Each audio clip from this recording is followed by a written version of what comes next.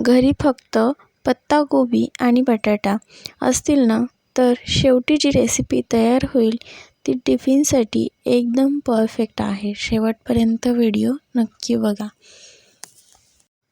तर चला रेसिपीला सुरू करूया. आजची रेसिपी आहे पत्ताकोबी आणि बटाटा. तर इथे मी पत्ताकोबी उभी कट केलेली आहे. जसं हवे त्या आकारात आपण कट करू शकतो, पण मी इथे उभ्या आकाराने कट करून घेतलेली आहे पातळ स्लाईसमध्ये. आणि 2 बटाटे घेतलेले आहेत, ज्याचे बारीक काप केलेले आहेत, पण त्याची वरची साल काढून घ्यायची, स्वच्छ धुवून घ्यायचे आणि मग बटाटा असा कट करून घेतलेला आहे. खूप जाड पण नाही आणि खूप असा पातळसुद्धा नाही, पण व्यवस्थित आपल्याला शिजेल इतपत आहे. तर इथे 2 बटाटे घेतले होते आणि अर्धा कोबी घेतलेला आहे, जो पत्ताकोबी. आता हे साहित्य आहे, तर चला हे बाजूला ठेवूया आपण.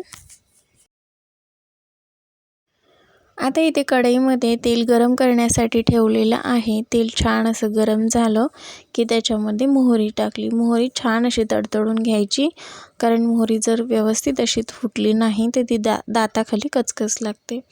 आणि जिरंसुद्धा व्यवस्थित असं फुलून घ्यायचं. आणि 2 मिरच्या टाकलेल्या आहेत, ज्या की अशा स्लाईस करून टाकलेल्या आहेत. एक मिरचीचे 2 भाग करायचे आणि मध्यभागी कट करून अशा ह्या मिरच्या टाकलेल्या आहेत. आलं लसणाची पेस्ट टाकायची, छान अशी मिक्स करून घ्यायची.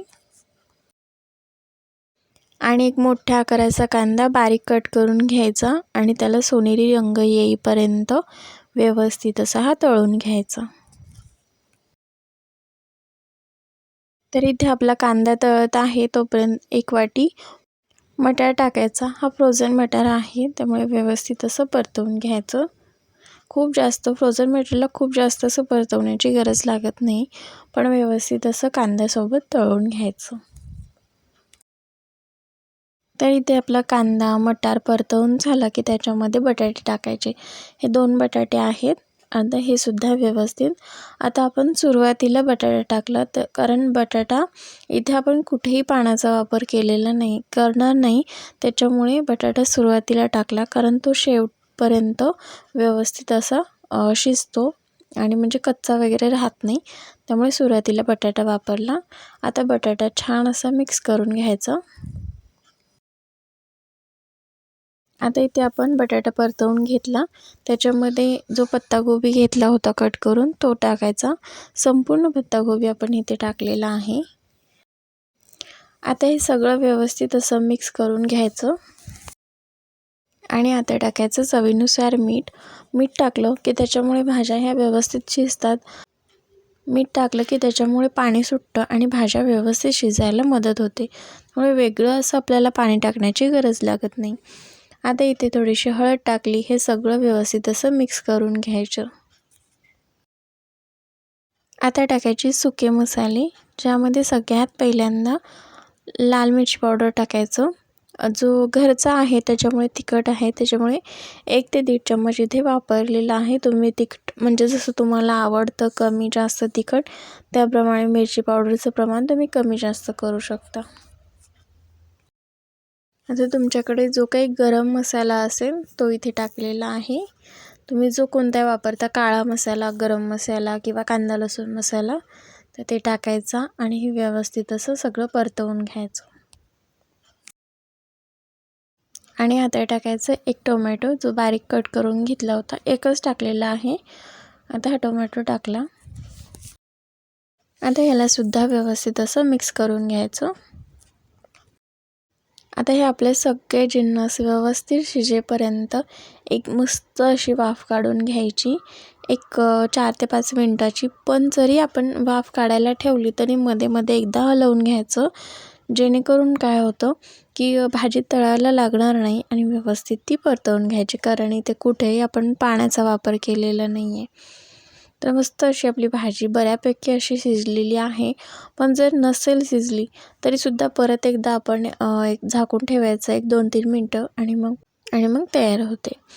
तर इथे आपली भाजी व्यवस्थित शिजते तोपर्यंत आपली आपल्या चॅनलवरती जे काही व्हिडिओ अपलोड होतात ते घरगुती आणि घरी जे साहित्य आहे अगदी साधं सोपं तुमच्याकडे जे उपलब्ध आहे त्यापासून आपण रेसिपी बनवत असतो. त्यामुळे जर हे व्हिडिओ तुम्हाला आवडत असतील तर चॅनलला नक्की सबस्क्राईब करा. आणि तुम्ही हे व्हिडिओ कुठून बघताय, कोणत्या गावातून बघताय, कोणत्या शहरातून बघताय हे कमेंट करून नक्की सांगा. तर इथे मस्त आपली मिक्स अशी भाजी कोबी बटाटा ह्याची तयार झालेली आहे. त्यावर भरपूर अशी कोथिंबीर घालायची आणि मस्त अशी मिक्स करून घ्यायची. आता बऱ्याचदा असं होतं की आपल्याला पत्ताकोबी सारखी तीच भाजी खाऊन कंटाळा येतो, किंवा बटाटा केला तर बटाटा सारखा बटाटा खाऊनसुद्धा आपल्याला कंटाळा येतो. पण अगदी मिक्स केलं तर ती टिफिनसाठी सुद्धा होते आणि अगदी झटपट तयार होते. खूप जास्त असा वेळ लागत नाही.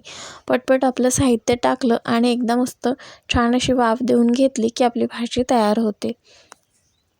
तर तयार झाली आपली मिक्स भाजी बटाटा आणि पत्ताकोबीची. तर नक्की एकदा ट्राय करा. रेसिपी अगदी साधी सोपी आहे, चवीला खूप छान होते. ज्याला पत्ताकोबी किंवा बटाटा आवडत नसेल ना ते सुद्धा आवडीने खातील अशी रेसिपी आहे.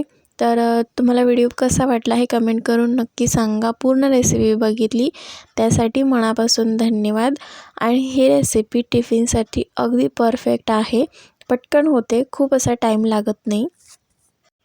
अशाच साध्या आणि सोप्या रेसिपीसाठी चॅनलला नक्की सबस्क्राईब करा. असंच भेटूया एका नवीन रेसिपीसोबत जी साधी आणि सोपी असेल. तोपर्यंत बाय.